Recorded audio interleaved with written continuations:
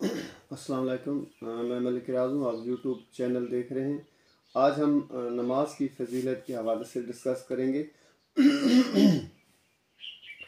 कि तौहीद और रिसालत का इकरार के बाद जब बंदा कलमा तैयबा का इकरार कर लेता है, तौहीद और रिसालत का इकरार करने के बाद जो इंसान के ऊपर फ़र्ज़ तमाम फ़राइज़ में से जो सबसे पहले जो फ़र्ज़ इंसान के ऊपर लागू होता है वो है नमाज का।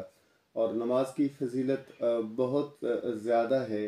इस बात का अंदाज़ा इस बात से लगाया जा सकता है कि कुरान करीम के अंदर नमाज पढ़ने का हुक्म जो है वो 750 मरतबा आया है, मुख्तलिफ़ अंदाज में, मुख्तलिफ़ पहराए में, लेकिन 750 दफ़ा कुरान करीम के अंदर अल्लाह ने हुक्म फरमाया इंसान को नमाज पढ़ने के लिए। तो अल्लाह ताला का कुर्ब और अल्लाह ताला की मोहब्बत हासिल करने का जो सबसे अहम ज़रिया है वो नमाज है, क्योंकि इंसान सजदे की हालत में जब होता है तो वो अल्लाह ताला के बहुत करीब होता है। अल्लाह ताला को इंसान जब सजदे की हालत में अल्लाह के सामने सर बसजूद हो जाता है तो अल्लाह ताला को ये इंसान की इबादत का अंदाज़ जो है वो बहुत ज़्यादा पसंद है, क्योंकि इंसान जो है वो अशरफुल मखलूक़ात है। अल्लाह ताला ने इसे तमाम मखलूक पे फजीलत दी है। तो तमाम मखलूक़ात का जितने भी इबादत के अंदाज हैं वो सारे के सारे नमाज के अंदर शामिल हैं।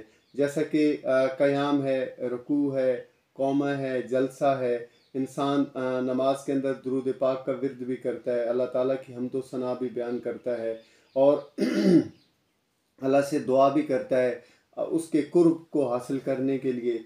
और अल्लाह ताला से ये भी अर्ज़ करता है कि अल्लाह ताला मुझे उन लोगों के रास्ते पे चला जिन पे तेरा इनाम हुआ है।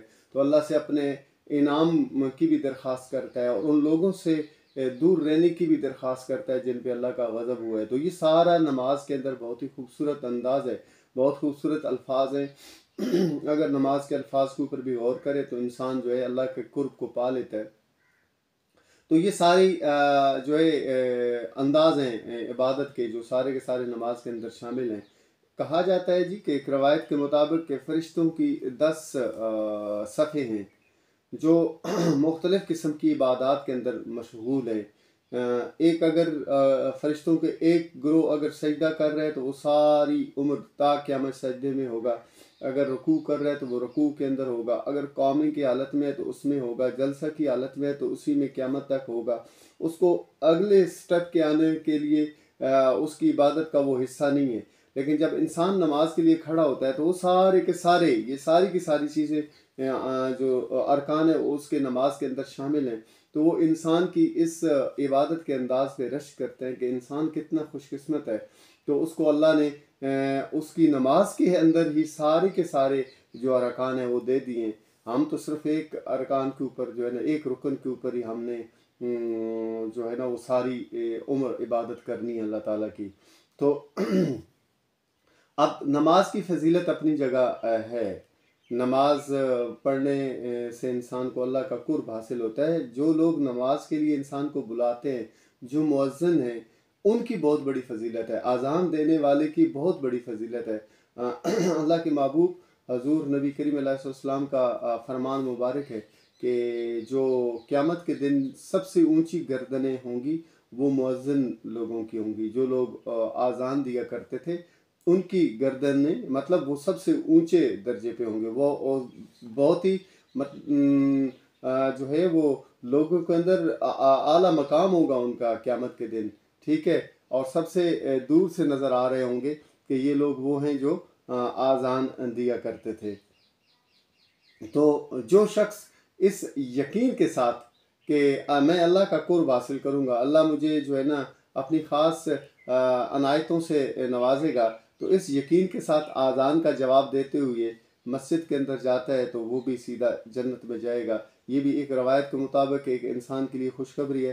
हजूर नबी करीम अलैहिस्सलाम ने मुर्गे को गाली देने से भी मना फरमाया। हजूर ने फरमाया ये आपको सुबह के वक्त नमाज के लिए जगाते हैं तो इनको भी आप गाली मत दीजिए। क़यामत के दिन लोगों का एक ग्रोह आएगा जिनके चेहरे जो हैं वो सितारों और मोतियों की तरह चमक रहे होंगे।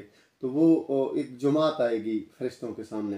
तो फरिश्ते उनसे पूछेंगे कि तुम्हें इतने खूबसूरत चेहरों के मालिक हो, तो तुम क्या अमल किया करते थे? तो वो फरमाएंगे कि जैसे ही आज़ान होती थी तो हम वज़ू करके मस्जिद की तरफ रवाना हो जाते थे। तो इस वजह से अल्लाह को ये हमारा अमल बड़ा पसंद आया है।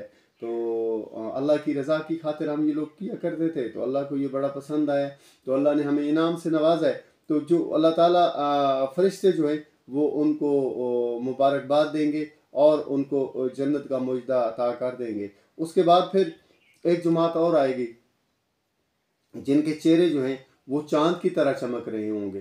तो ये तो उनसे भी ज़्यादा आला मकाम वाले होंगे। तो वो फरिश्ते उनसे सवाल करेंगे कि तुम क्या अमल किया करते थे? ठीक है, तो वो ये जवाब देंगे कि हम आज़ान से कबल ही वज़ू कर लिया करते थे, तैयारी करके नमाज की तरफ मस्जिद की तरफ रवाना हो जाया करते थे। तो थोड़ी देर गुजरेगी तो एक और ग्रोह आएगा जिनके चेहरे जो हैं वो इतना नूर टपक रहा होगा उनके चेहरों से कि जैसे कि जो है ना सूरज की रोशनी होती है, सूरज की रोशनी से भी ज़्यादा उनके चेहरे चमकदार होंगे। तो फरिश्ते उनसे भी सवाल करेंगे कि अय इतने आला दर्जे के मालिक ग्रोह, आप क्या की काम अमाल किया करते थे? तो वो ये जवाब देंगे कि हम नमाज का वक़्त दाखिल होने से पहले ही वज़ू करके पाक साफ़ होके जाकर मस्जिद में बैठ जाया करते थे और आज़ान सुनते थे, फिर नमाज अदा किया करते थे। तो ये वो लोग हैं जिन्होंने अपने आप को अल्लाह के हवाले किया। मतलब ये कि अल्लाह ताला की जो अहम तरीन इबादत है जिसे नमाज का नाम दिया गया है, तो उसमें ज़्यादा से ज़्यादा शौक़ और दिल से अल्लाह की हम्दो सना उन्होंने बयान की। तो अल्लाह ताला ने उनको इतनी ज़्यादा फजीलतों से नवाजा है। ये नमाज की फजीलतें हैं, ये नमाज की बरक़ात हैं। अगले व्लॉग के अंदर भी मैं इंशाअल्लाह ताला चंद एक और चीज़ें नमाज के हवाले से बयान करूँगा। अल्लाह ताला हमें वो नमाज अता करे जो हमारी जो है वो मेराज के रुतबे तक हमें ले जाए, क्योंकि अस्सलातु मिराजुल मोमिनीन कि नमाज तो जो है वो मोमिनों की मेराज है। तो जो नमाज मेराज के रुतबे पर पहुँच जाती है असल में वही फजीलत वाली और वही बरकत वाली होती है, वही अल्लाह का कुर्ब देती है इंसान को। मेरी जो है आप सब से गुजारिश है कि आप हजूर नबी करीम अलैहि सलाम की ज़ात पाक पर दुरूद व सलाम का नजराना पेश कर दीजिए। मुझ नाचीज़ को अपने दुआ में याद रखिए। शुक्रिया।